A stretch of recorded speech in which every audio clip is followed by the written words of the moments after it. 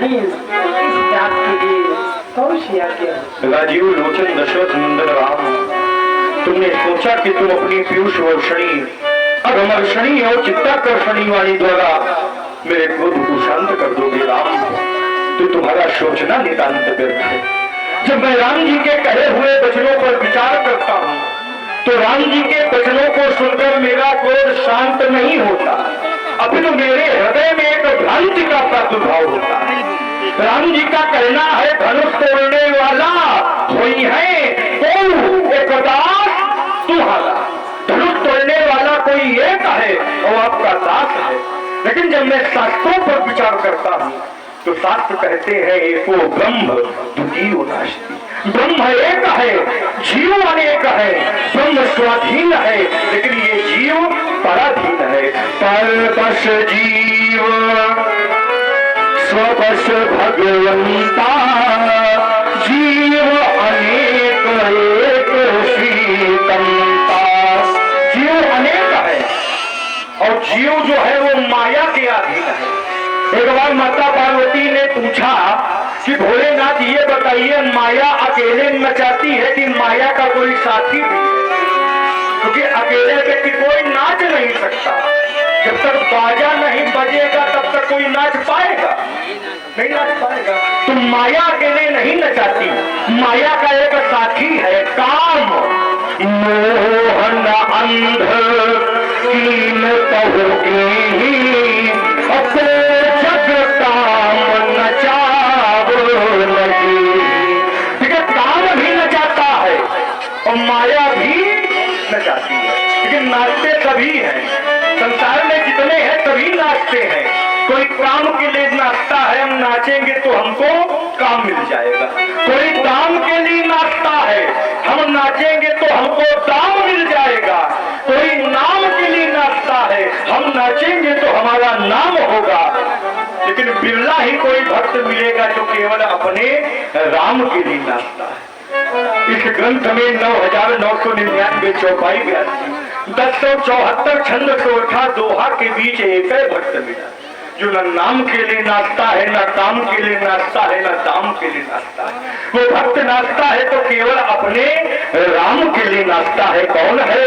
प्रभुआ गमन सुवन सुनि पावा, करत मनोरथ आतुर भावा। हे प्रभु दीन बड़े भुवन भुलाया,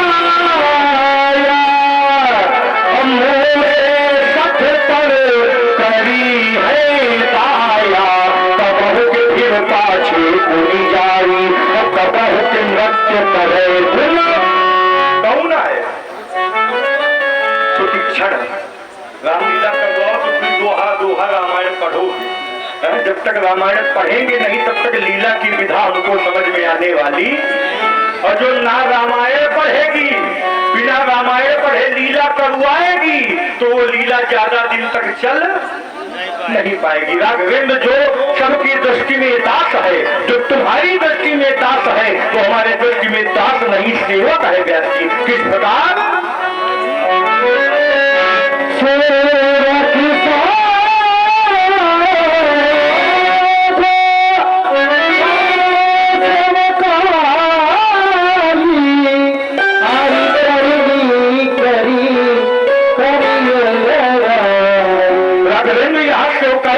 चरणों की सेवा से नहीं है राम, क्योंकि हमारे चरणों में कभी थकावट उत्पन्न नहीं हुई। जब मैंने 7 बार की 1000 भुजाओं को काट करके नर्मदा नदी में विसर्जित कर दिया, मेरे रति रंजित पुरुष को पूज्य पिताजी ने देखा, कहा परशुराम तुमने चक्रवर्ती राजा की हत्या की है, तुमको प्रायश्चित करना पड़ेगा। हमने कहा पिताजी क्या हत्या है? कहा संसार में जितने तीर्थ हैं उन तीर्थों में पैदल भ्रमण करो। संसार में तीर्थों की संख्या है 3.5 करोड़। 3.5 करोड़ तीर्थों में हमने पैदल भ्रमण किया, तब फिर चरणों में थकावट उत्पन्न। बेटा चरण सेवा की आवश्यकता हमको नहीं है, आपके गुरु बाबा विश्वामित्र जी को है। मुनिबल शयन कीन तब जाई और लगे चरण चापन दो, और यहाँ सेवक से जो करे सेवकाई, जिसने भगवान शंकर के अर्थ का खंडन किया है। हमारे सामने आवे, हमारे धनुष को उठावे और उसकी प्रतिज्ञा को चढ़ावे। अगर यह सेवकाई हो गई तो राघवेंद्र लड़ाई ना होगी, नहीं तो सुना हुआ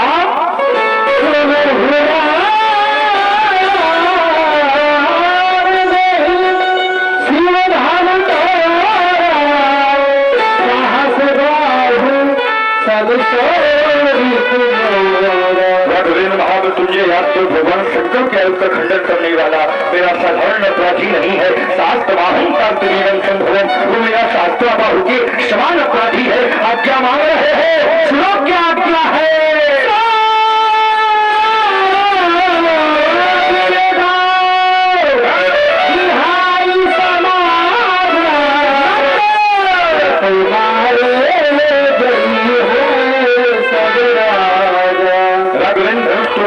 कोई सभा से रख कर दिया जाए, नहीं तो ये सभा ही धनुष तोड़ने वाले से रख हो जाए।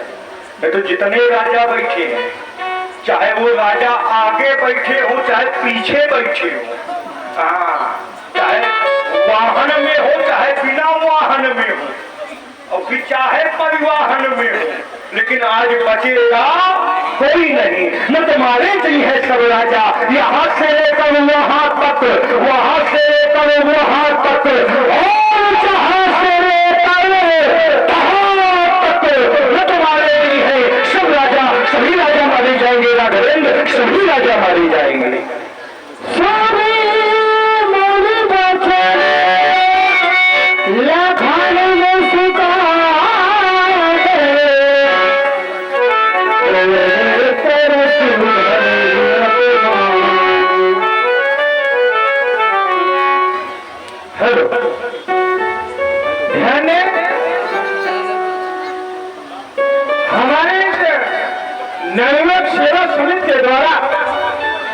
सुंदर लीला का मंचन आप लोगों के समक्ष प्रस्तुत है। इसी कड़ी में श्री मामा विश्वकर्मा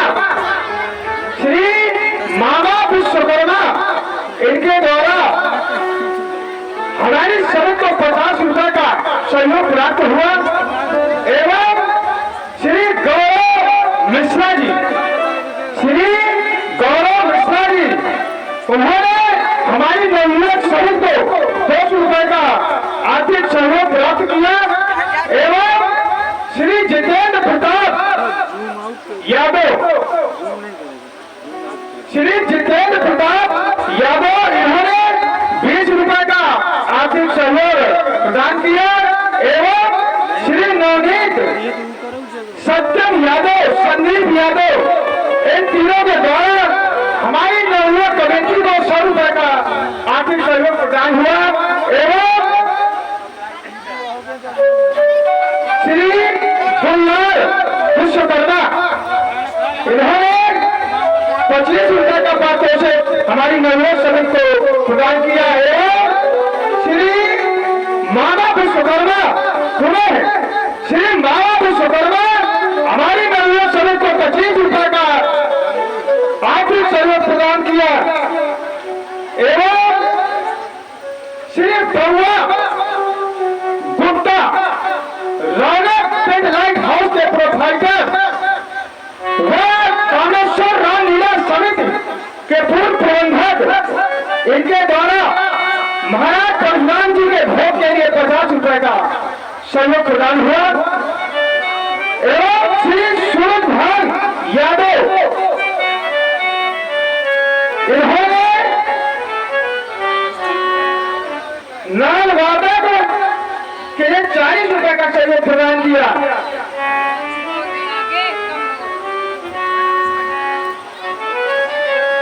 आप हैं श्री सूरजभान यादव जी, जो नाल वादक है, 20 रुपए भगवान परशुराम को, फिर आपने 40 रुपए सूरजभान यादव जी जो नाम वादक है, 20 रुपए राम जी को और 20 रुपए भगवान परशुराम को प्रदान किया है। आप हैं बउआ गुप्ता, रौनक लाइट टेंट हाउस के प्रोप्राइटर हैं।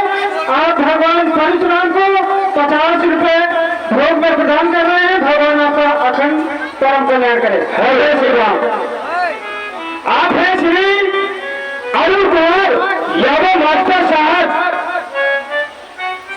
ज्ञान भारती विद्यालय के प्रबंधक। इन्होंने हमारे परशुराम जी के भोग के लिए 50 रुपए प्रदान किया। भगवान इन सभी सहयोगियों का एवं श्रद्धालु भक्तों का अखंड परम कल्याण करे। जय श्री राम। सुना आप लोगों ने, थोड़ा सा इसकी आवाज बढ़ाएंगे।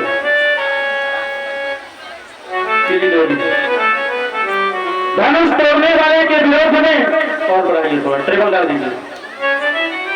महात्मा श्री परशुराम जी का कथन, श्री धनुतोरा सहस्राभूषम सोहिपूरा। महात्मा श्री परशुराम जी कह रहे हैं, धनुष तोड़ने वाला इस समय मेरा शत्रु है।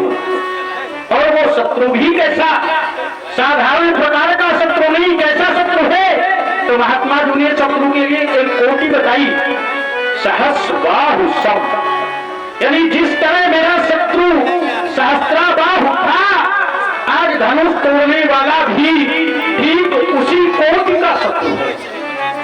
मैं विचार करने लगा, क्या धनुष तोड़ने वाले और सहस्राबाहु में समता हो सकती है? अरे भाई, धनुष तोड़ने वाला है सदाचारी, संत सेवी, गौ सेवक, धर्म का रक्षक, मुनियों को संतों को भय से मुक्त करने वाला। क्या सहस्राबाहु भी ऐसा था? उत्तर मिलता है नहीं। पर अकाज भट्ट सहस्राबाहु से, सहस्राबाहु संतों को कष्ट देने वाला, गौ का हरण करने वाला, अत्याचार करने वाला, संतों को दुख देने वाला, धर्म का शोषक, तो फिर कैसी समता? क्या धनुष तोड़ने वाले में और सहस्राबाहु में समता हो सकती है? एक सिद्धांत की ओर मेरा ध्यान चला गया। इस धरती पर विधाता की सृष्टि में आप जहां तक दृष्टि डालेंगे, ध्यान देना सभी लोग, इस विधाता की सृष्टि में आप जहां तक दृष्टि डालेंगे, आपको समता देखने व सुनने को नहीं मिलेगी। एक माता पिता की संतानें आपस में समान नहीं होती। जाना चाहते हैं क्या? थोड़ी देर के लिए आप थोड़ी देर बाद सुना। इस विधाता की सृष्टि में एक माता पिता की संतानें यदि कई हैं, तो वो आपस में समान नहीं होती। आप लोगों के जो बालक होंगे, किसी का एक बालक, किसी के 2 बालक, किसी के 3 बालक, क्या वो आपस में समान हैं? कई माता पिता यहाँ पर बैठे हैं, आप लोगों के बच्चों के गुण अलग अलग होंगे, रूप अलग अलग होगा, यहाँ तक कि बल और बुद्धि भी अलग अलग होगी। जबकि एक माता पिता से ही उत्पन्न सभी संतानें हैं, लेकिन क्या वो आपस में समान होती? नहीं होती। सिद्धांत मिल गया, एक पिता के विपुल कुमारा बधक गुणशील अचारा। यहाँ तक कि को पंडित, को तापस ज्ञाता, को धनवंत सूर, को दाता, एक पिता की संतानें जब आपस में समान नहीं होती, तो धनुष तोड़ने वाला और सहस्राबाहु आपस में समान कैसे हो सकते हैं? इन्होंने कहा, यदि धनुष तोड़ने वाला अलग होकर के न आया, या समाज के लोगों ने धनुष तोड़ने वाले को अपने आप से अलग नहीं किया, तो एक दूसरी व्यवस्था इनके द्वारा बताई गई, वो तो बड़ी सुंदर। बोले, मारी गई है सब राजा, सो बिरगाई बिहाय समाजा, और न तुम्हारे जय हैं सब राजा। बड़ा सुंदर दंड विधान लेके उपस्थित हुई है मिथिला में। बड़ी सुंदर न्याय संहिता का पालन करने जा रहे हैं। महात्मा जी कह रहे हैं कि धनुष तोड़ने वाला यदि अलग न हुआ, तो यहाँ जितने राजा उपस्थित हुए हैं, ये सभी मारे जाएंगे। ऐसा नहीं है, आप लोग बिल्कुल न डरिए। जब तक लक्ष्मण खड़ा है तब तक कोई राजा नहीं मारा जाएगा। और मेरा विश्वास कहता है ये अपनी घोषणा भी धीरे धीरे वापस ले लेंगे। भाई कारण ये है कि धनुष को सभी राजाओं ने थोड़ी तोड़ा है। धनुष तोड़ने वाले सभी राजा थोड़ी हैं जो सभी राजा मारे जाएंगे। हमारे भैया आए बड़े सीधे और सरल शब्दों में महात्मा जी से, परशुराम जी से बताया, नाथ शंभु धर्म भंजन हारा हो ही वो एक ये सब राजा। धनुष को तोड़ने वाला कोई एक है। जब धनुष तोड़ने वाला कोई एक है और ये सूचना इनको मिल गई है तो ये कहाँ का न्याय है कि मारे गए हैं सब। भाई धनुष को तोड़ करके हम थोड़ी देर के लिए मान लें कि धनुष को तोड़ करके अपराध कर दिया गया होगा इनकी दृष्टि में, मेरी दृष्टि में तो नहीं। अनुचित कार्य कर दिया गया होगा इनकी दृष्टि में, तो धनुष तोड़ने वाला तो एक ही है कि सभी राजाओं ने तोड़ा है। यदि धनुष तोड़ने वाला अपराधी है तो आप उसके लिए दंड का निर्धारण करें, उसको मारने की घोषणा करें, उसको काटने की घोषणा करें, उसको पीटने की घोषणा करें। पर ये कहाँ का न्याय है, ये कहाँ तक उचित है कि धनुष तोड़ा है एक ने तो मारे जाएंगे अनेक। क्या इन अनेकों का कोई महत्व नहीं है? क्या इन अनेकों का कोई महत्व नहीं है जो एक के पीछे ये अनेक मार दिए जाएंगे? ये बात ठीक ठीक समझ में नहीं आ रही। चलते हैं महात्मा जी से बातचीत करते हैं। महात्मा जी प्रणाम। और कुशल मंगल है? देख लो कितना विचित्र प्रश्न आएगा। यानी भगवान शंकर का धनुष टूट गया और ये कह रहा है सब कुशल मंगल है। ये विचित्र प्रश्न है। और अरे ये तो सनातन धर्म की संस्कृति और संस्कार का पंचायत है। जब दो व्यक्ति आपस में मिलते हैं तो एक दूसरे से एक दूसरे की कुशल पूछते हैं। गलत कहता मैंने? एक दूसरे से एक दूसरे की कुशल पूछते हैं। आप कुशल से तो हैं, तो पहली बार मिले होगा, इससे पहले भी तो मिलने आए थे कि नहीं आए थे? तब आपको देख करके हमारे अंदर ऐसी श्रद्धा हुई, तब नहीं आप कि दोबारा मिलने आना पड़ा। उस बात को गुरु बाबा ने कहा कि आप प्रणाम करें। ये अखंड कोटि मार्तंड ब्रघुनंदन ब्रघुवंशी महात्मा परशुराम जी है, इनको प्रणाम करो। तो एक बार तो उनके कहने से प्रणाम किया, तब दर्शन देखे थे, दर्शन हुए थे। अब आपका प्रदर्शन देखकर हृदय में ऐसी श्रद्धा ने जन्म ले लिया कि दोबारा मिलने की आवश्यकता पड़ गई और दोबारा प्रणाम करके आशीर्वाद लेने की आवश्यकता पड़ गई। अरे द्वार में श्रद्धालु ऐसे 2-4 श्रद्धालु मिल जाए तो हमारा कल्याण हो जाए। बाबा जी हम जैसा देवता देखते हैं, हम जैसा देवता देखते हैं उसी तरह की पूजा करते हैं। क्योंकि जैसा देवता है पूजा भी उसी तरह की होनी चाहिए। हम उस तरह के पुजारी हैं, हम उस तरह के श्रद्धालु हैं कि सामने वाला देवता क्या चाहता है वही पुष्प चढ़ाते हैं। भाई देवता पर भी निर्भर है, क्योंकि हर देवता पर हर पुष्प भी नहीं चढ़ते, कुशल नहीं है। दिख रहा बड़ा क्रोध है, जहां क्रोध है वहां कुशलता नहीं हो सकती। व्याप्यों को शरीर, इनके शरीर में क्रोध है, बड़ा अपार क्रोध है। महाराज क्रोध के मूल में क्या है? भगवान शंकर का धनुष टूट गया बेटा। धनुष के टूटने पर आपको क्रोध है तो धनुष के टूटने पर क्रोध है। एक बात बता दे बाबा, आज तो एक ही टूटा है और आज एक के टूटने पर इतना जबरदस्त प्रदर्शन कर रहे हो। मैंने आज नहीं बांधा नहीं कब तोड़ी लड़काई बाबा।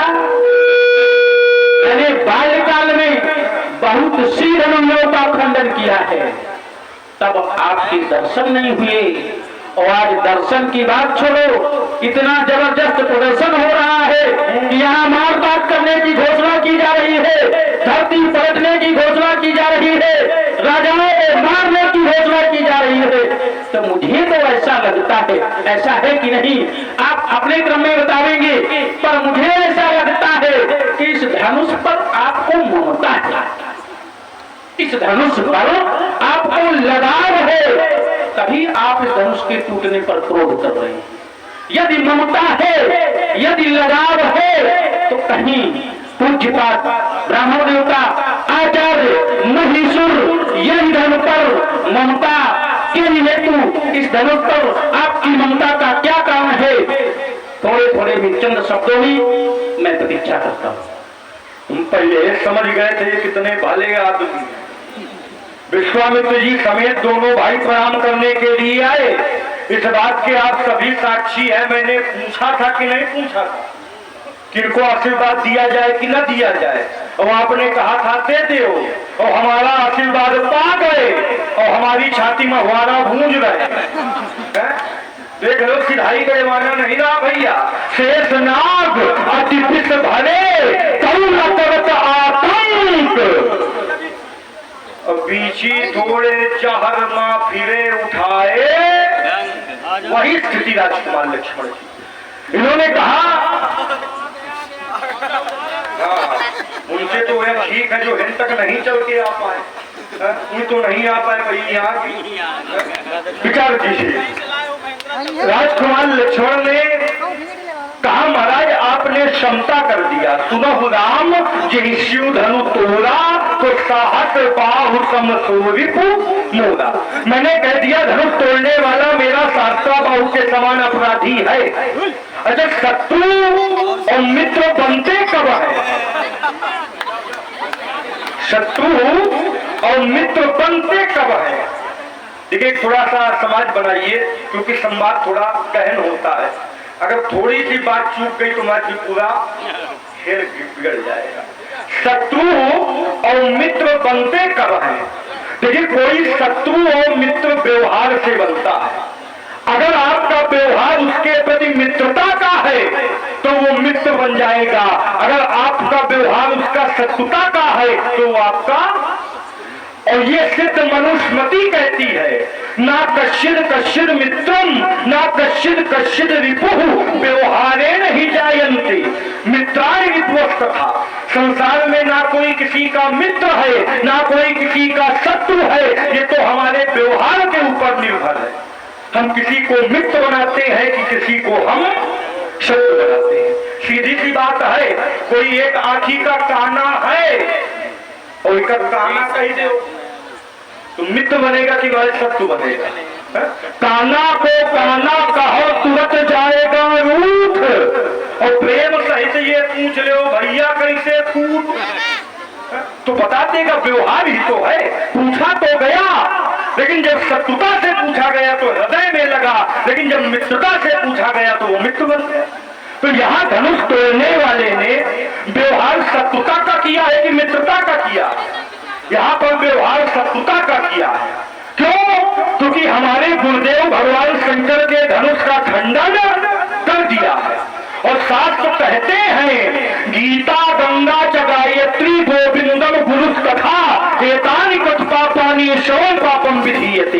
गीता का अपराध करने वाला, गाय का अपराध करने वाला, गुरु का अपराध करने वाला, गोविंद का अपराध करने वाला, गायत्री का अपराध करने वाला, श्रवण पापम विधीयते, ये एक समान के अपराधी होते हैं।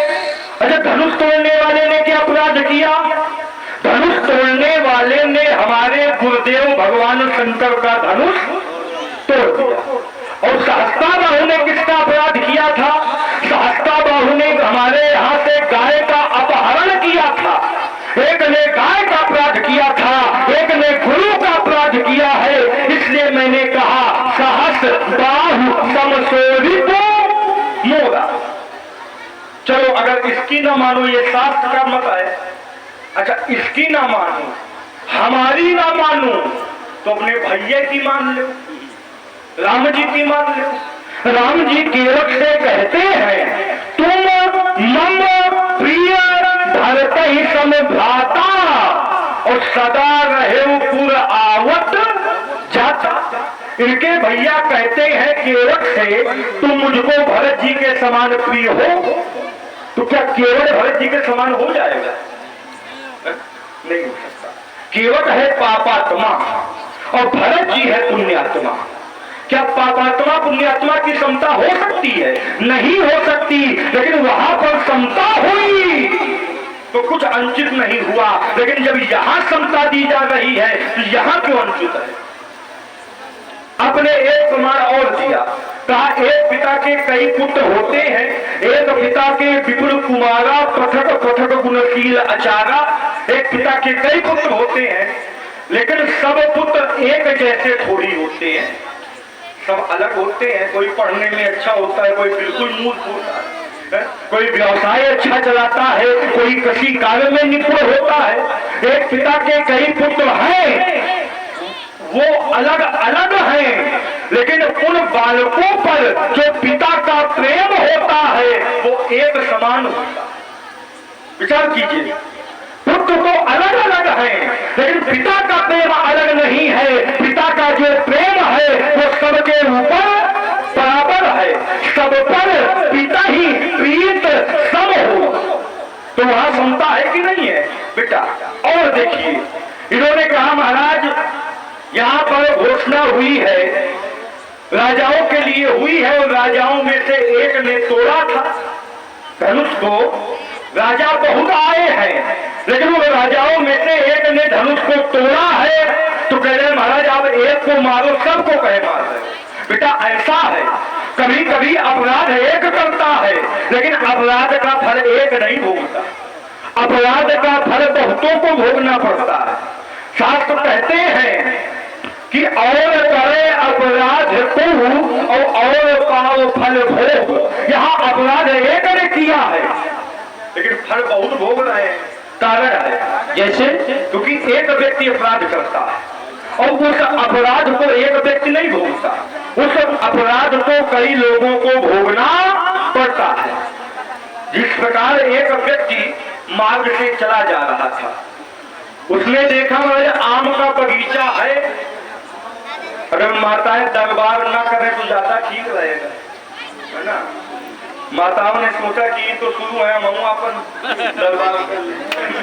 विचार कीजिए, एक आम का बगीचा था, एक व्यक्ति चला जा रहा था, उसकी दृष्टि आम की ओर गई।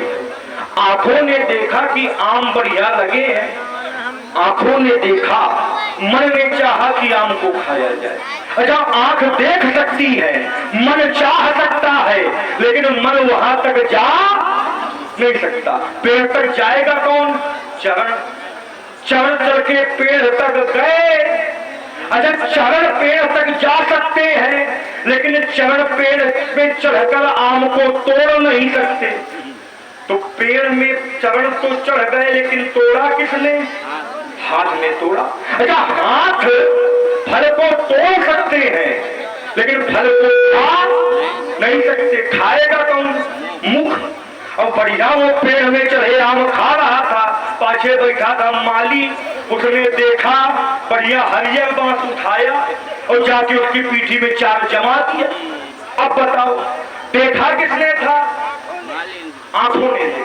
चाहा किसने? मन ने। वहां तक गए कौन? चढ़े कौन?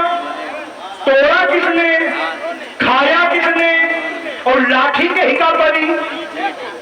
तो पीठी का दोष आएगा भाई, लेकिन रोना कौन बात में? अब आंसू कहां से आए? जिसने देखा था बाद में वही रोई। अच्छा, वही रोई, आंखें रोई। वही आइए, पूरा बताइए लोगों को। अच्छा देखो, आंखें रोई, लेकिन लाठी पीठी में कहे खाई। समस्या इस बात पर है ना, पीठ ने क्या कोई अपराध किया था? न पीठ ने देखा, न पीठ ने चाहा, न पीठ ने तोड़ा, न पीठ ने खाया। तो भाई ये थोड़ा गड़बड़ वाला मामला लग रहा है। और आइए, इन्होंने एक बिंदु और रखा।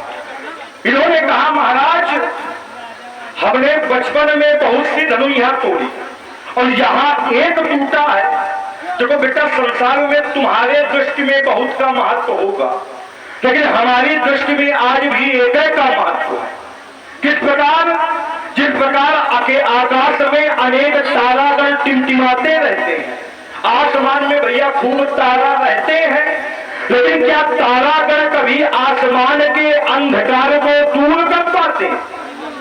नहीं कर पाते। तारे तो बहुत है, लेकिन आकाश के अंधकार को दूर, और उसी समय चंद्रमा उदय हो जाता है, और चंद्रमा के उदय होते ही आकाश का अंधकार, तो महत्व चंद्रमा का है कि तरयन का है भैया? चंद्रमा का। और आगे आइए, दूसरी बात इन्होंने कहा नहीं महाराज बहुत का महत्व, हम कहते हैं एक का महत्व है। तुम्हारे यहाँ सगर के 60,000 पुत्र थे, राजा सगर के 60,000 पुत्र थे। राजा सगर ने अश्वमेध यज्ञ किया, अश्वमेध यज्ञ के घोड़े को इंद्र ने चुराया और कपिल ऋषि के आश्रम में जाकर के बांध दिया। 60,000 पुत्र घोड़े को ढूंढते ढूंढते पाताल में कपिल ऋषि के आश्रम पहुंच गए। उन पुत्रों ने न कपिल ऋषि को प्रणाम किया, अब शब्द कहने लगे। कपिल ऋषि को क्रोध आ गया, कपिल ऋषि ने श्राप दे दिया, तो 60,000 जल के वारा हुई गए, 60,000 जलकर भस्म हो गए। अब जब इनको तारने की समस्या आई, तपस्या तो बहुतों ने किया, लेकिन गंगा को लाया कौन? एक ही लाया, भगीरथ गंगा को लाया। अगर एक भगीरथ ना होते तो क्या गंगा जी कभी धरती पे आ पाती? तो वहां तो एक का है कि बहुत का है? हाँ। और देखो ये कह रहे हैं कि बहुत धनुइया हमने लड़काई में तोड़ी, लड़का छोटा होता है, माटी में लौटता है, माटी में खेलता है, और माटी को पूरे शरीर में लगाता है, और माता जी के पास पहुंच जाता है, और माता जी उसका गोदी में बैठा लेती है। क्यों? क्योंकि बालक छोटा है, और वही लड़का भगवान न करे बड़ा हो जाए, और लक्ष्मण के इतना हो जाए, और लक्ष्मण के इतना हो के फिर माटी में लौटे, तो क्या ये सही है? बालक छोटा है, माटी में खेले, संसार का व्यक्ति उसको कुछ कहने वाला, लेकिन वही 15 साल का हो जाए फिर माटी में लौटे, तो उचित है कि अनुचित है? बेटा जो तुमने धनुइया तोड़ी है, कहीं ना कहीं तुमने लड़काई में तोड़ी है, बचपन में तोड़ी है, इसलिए क्रोध नहीं था। यह धनुष पर ममता नहीं है बेटा, क्योंकि ममता है अंधेरी रात, ममता करो कभी अंधियारी, रात में सूर्य को सुप्रारी, और हम है सूर्य आए अनुकूल कमल पतंगा, और जहाँ सूर्य होता है वहाँ रात्रि होती।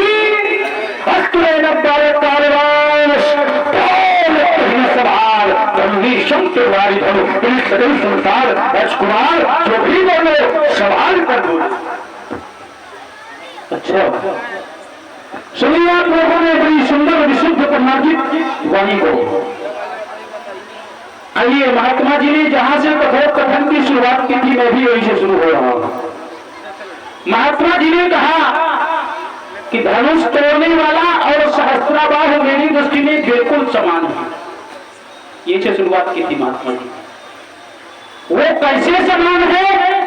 वो एक तरफ सहस्त्राबाहु के द्वारा बलात् गौ का हरण करके मेरे पिताजी का अपमान किया गया, और इधर धनुष तोड़ने वाले के द्वारा धनुष को तोड़ करके मेरे गुरुदेव भगवान शंकर जी का अपमान किया गया।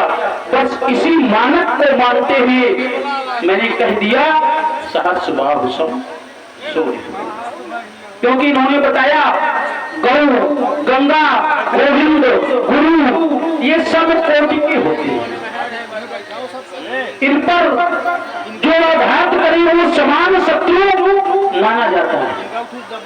ऐसे है कुछ चुप कर रहे हैं महात्मा, जबरदस्ती हुकारी न भाई, बात ठीक लग रही है आपको? महात्मा जी के द्वारा कहा गया कि एक जगह गुरु अपमान है, एक जगह पिताजी का अपमान है, और मैं कहता हूं धनुष को तोड़ करके भगवान शंकर जी का अपमान नहीं किया गया। धनुष को तोड़ करके पिताजी का अपमान नहीं किया गया। हाँ, सहस्त्राबाहु के द्वारा गौ का हरण करके आपके पिताजी का अपमान जरूर किया गया। अगर यहाँ धनुष को तोड़ करके भगवान शंकर का अपमान भी किया गया है थोड़ी देर के लिए रिमानी, तो यहाँ पर भिन्नता फिर खड़ी हो रही है, फिर समता नहीं है। कैसे? सभी सुधीजन ध्यान देंगे। जिस समय सहस्त्राबाहु ने इनके पिताजी के आश्रम से गौ का हरण किया था, तो क्या सहस्त्राबाहु को गुरुजी ने आदेश दिया था का कि बेटा जाओ गौ का हरण करके लाओ? नहीं दिया था। और यहां जब धनुष तोड़ा गया तो धनुष तोड़ने वाले के गुरुजी ने आदेश दिया है कि बेटा जाओ धनुष को तोड़ दो। भिन्नता हो गई, कहां समानता रह गई? एक तरफ गुरु आदेश, एक तरफ गुरु आदेश प्राप्त नहीं है। अच्छा, और आप इसी बिंदु पर विचार करिए। जब दोनों कृत्य किए गए, जब दोनों कार्य पूर्ण हुए, धनुष तोड़ने वाले ने धनुष को तोड़ा, सहस्त्राबाहु ने गौ का हरण किया, अगर शांति बनाए रखी तो आनंद अधिक आएगा।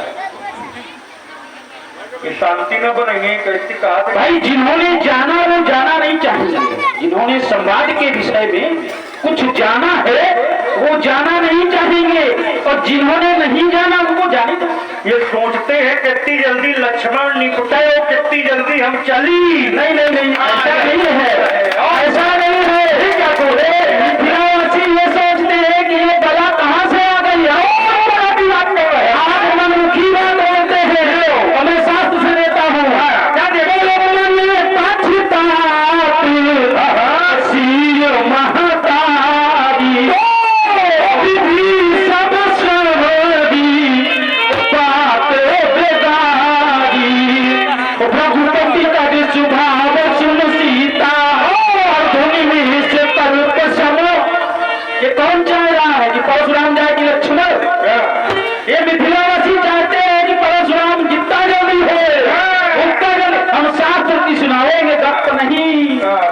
मर जाए। अच्छा हम जाए? हाँ, अपना जाए। पहले हम आए हैं कि पहले ये आए? रघुपति कर स्वभाव सुन सीता। चलो बेटा पहले कौन आया है? पहले हम नहीं आए, पहले लक्ष्मण आए। पहले हम आए। राम लक्ष्मण विश्वामित्र जी और 60,000 संत धनुष यज्ञ सुनी रघुकुल नाथा, हदसी चले मुनि वर के साथा। हम कितने मुनि मुनि वृंद समेत कृपाला, देखन चले धनुष मखशाला। अच्छा भंडारा नहीं खाना, भंडारा नहीं खाना। अरे करी मुनि करी भोजन मुनि पर भी ज्ञानी, कछु कथा पुरानी। हमारा भोजन होता है और इससे भोजन नहीं, सुबेरे का फलाहार, दोपहरी में बढ़िया कच्चा भोजन और शाम के सुहारी। अब पहले तो ये छान रहे कि हम छान रहे, पहले ये आए कि हम आए, ये जाएंगे कि हम आएंगे। भोजन किसने किया? कभी भोजन मुनि वर भी ज्ञानी, राम लक्ष्मण ने किया। कभी भोजन मुनि, किसने किया भोजन? मुनिवर कौन है? लक्ष्मण। मुनिवर कौन है? कभी भोजन मुनि वर भी ज्ञानी। अगर राम लक्ष्मण का भोजन का प्रमाण दे दे आप, तो जो कहोगे आप ये बताओ ये कोई लक्ष्मण ने भोजन किया, ये कोई बड़ी बात नहीं है। अगर गुरु बाबा भोजन करेंगे तो क्या चेलों को प्रसाद नहीं देंगे? अच्छा तो क्यों नहीं लिखा गया? गुरु बाबा आए और चेला आए तो चेलों को क्यों लिख लिया है? गुरु बाबा को लिख दिया जाता, चेलों को न लिखा जाता। चलो ठीक है, जहाँ साथ में हो वहाँ लिखा गया। अगर भोजन करते तो साथ में भोजन के लिए भी लिखा जाता। तुम रुको, तो ठीक है तुमने भोजन नहीं किया तो तुमने गंगा नहीं नहाया है? जब आए तब प्रभु ऋषि समेत नहाए, दान मही देवन पाए। जब गंगा के किनारे गए, राम जी ने कहा भैया लक्ष्मण तुम नहाया गंगा के किनारे पहुंच गए, गंगा में स्नान नहीं किया। स्नान किसने किया? अब प्रभु ऋषि ने समेत नहाए, मही देव। अब बताओ, अगर नहीं नहाया प्रभु किसे मान रहे हैं आप? प्रभु कौन है? प्रभु किसे मान रहे हैं? मैं आपसे जानना चाहता हूँ, प्रभु कौन है? इसको तुम्हारे हुए प्रभु ऋषि है। तब प्रभु ऋषि समीत नहाए, प्रभु कौन है? यही रुक जाओ, हम बताए प्रभु कौन है। बताओ। जिसको हमारे बाबा ने माना है। तब प्रभु ब्रह्मन देव में जाना, ममनित पिता तजे भग। किसने माना? विश्वामित्र जी ने कहा है। अब विश्वामित्र जी ने कहा है, मानस कहती है, तो हमने भी कह दिया कि प्रभु ने स्नान किया, विश्वामित्र जी ने स्नान किया, 60,000 संतों ने नहाया, लेकिन लक्ष्मण ने कहे नहीं नहाए। समस्या तो यही है ना बेटा। देखिए वो कहाँ थे? चलिए, ये तो हास्यास्पद, फिर भी मैं इसको हल करके दूंगा आपको, और पूरा उसी बिंदु पर आऊंगा जहाँ चर्चा चल रही थी। गंगा में स्नान करने की बात लक्ष्मण के लिए आई। एक मोड़ दे रहा हूं, ध्यान से सुनना इस बात को। गंगा है क्या? उस गंगा में स्नान करने की आवश्यकता इस लक्ष्मण को नहीं। जो आप भौतिक गंगा की बात करते हैं, इस धराधाम पर बहती है, उस गंगा में स्नान करने की आवश्यकता इस लक्ष्मण को नहीं है। लक्ष्मण तो तात्विक गंगा में स्नान करता है। कौन गंगा? तात्विक गंगा। ये कहाँ मिली भैया? तात्विक गंगा कहाँ मिलेगी? बता दो हमका। राम कथा सुंदर तारी, संशय ईमानदारी हम राम गंगा में स्नान करते हैं। तुमको गंगा की सौगंध है। राम कथा जहाँ सुरसरी धारा, वो राम कथा रूपी गंगा है। हम उस गंगा में स्नान करने वाले हैं। अरे ये गंगा है कहाँ? युद्ध मंडल में संत समाजू, जो जग जंगम तीरथ। ये गंगा है प्रयाग में। कौन सा प्रयाग? संत रूपी प्रयाग। और जब संत रूपी प्रयाग में जाओगे तब ये राम भक्ति रूपी गंगा। वेद पुराण वशिष्ठ बखान। वशिष्ठ जी कौन है? संत। वेद पुराण सुनने वाले लोगों को गंगा स्नान करने की आवश्यकता नहीं है। राम कथा रूपी गंगा में हम डुबकी लगाया करते हैं। अच्छा, अगर तुम यही कहा हो तो जितने पंडित कर्मकांडी हैं, कल गंगा के वही पार दिखाएंगे कि लक्ष्मण ने कह दिया कि वेद शास्त्र जानने वालों को गंगा स्नान करने की आवश्यकता नहीं है, तो हम कहे ना भाई। अब आइए क्रम से जोड़ता हूँ आपको। क्रम से जोड़ो, उसमें बनेगा। आपने कहा कि सहस्त्राबाहु और धनुष तोड़ने वाला, मूल चर्चा पे आइए। धनुष तोड़ने वाला और सहस्त्राबाहु मेरे लिए इस तरह समान है कि पिता और गुरुदेव भगवान सब कोटि के हैं। तो जिस समय धनुष तोड़ने वाले ने धनुष को तोड़ा तो गुरु आदेश प्राप्त था। विश्वामित्र समय शुभ जानी, अपोले समय हम दानी। उठहु मुक्त भंजहु भव चापा, अमृतहु तात जनक परितापा। कौन कह रहा था? सुनि गुरु वचन चरण सिर नावा, हर्ष विषाद कछु उड़ावा। गुरु आदेश मिला था धनुष तोड़ने वाले को। अगर ऐसा ही गुरु आदेश सहस्त्राबाहु को मिला हो कि जाओ गौ का हरण करके ले आओ, अपने क्रम में बताना, हम मान लेंगे कि सहस्त्राबाहु और धनुष तोड़ने वाला दोनों समान है। जिस समय धनुष तोड़ने वाले ने धनुष को तोड़ा तो त्रैलोक्य में यश की प्राप्ति हुई। मही पाताल, महिमा ने पृथ्वी, पाताल पृथ्वी के नीचे, नाक स्वर्ग। मही पाताल नाक यश व्यापा,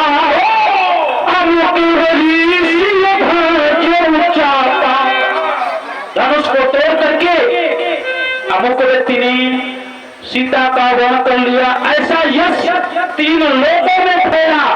क्या जिस समय सहस्त्राबाहु ने गौ का हरण किया था तो भैया उसको यश मिला था कि अपयश मिला था? फिर एक बिंदु इसी पर जोड़ता हूं, जिस समय धनुष तोड़ने वाले ने धनुष को तोड़ करके पृथ्वी में डाला, प्रभु देव चाहते खंड मही डाले तो देख लोग सब, एक दो नहीं, देख लोग सब भाई सुखारी, सब लोग सुखी हुए जब धनुष तोड़ा गया। और जब सहस्त्राबाहु के द्वारा गौ का हरण किया गया तो भैया कितने लोग सुखी हुए थे? जब सहस्त्राबाहु के द्वारा गौ का हरण किया गया तो कितने लोग सुखी हुए थे? कोई हुआ था सुखी? बताइएगा। अगर सुखी हुए, अगर गुरु आदेश प्राप्त था धनुष तोड़ने वाले की तरह सहस्त्राबाहु को भी, तो हम आपकी बात को सहर्ष मान लेंगे। आपने कहा कि एक ही का महत्व है। बिल्कुल बेटा, एक ही का महत्व। हमारी दृष्टि में एक एक बात याद रहती है गुरु कृपा से।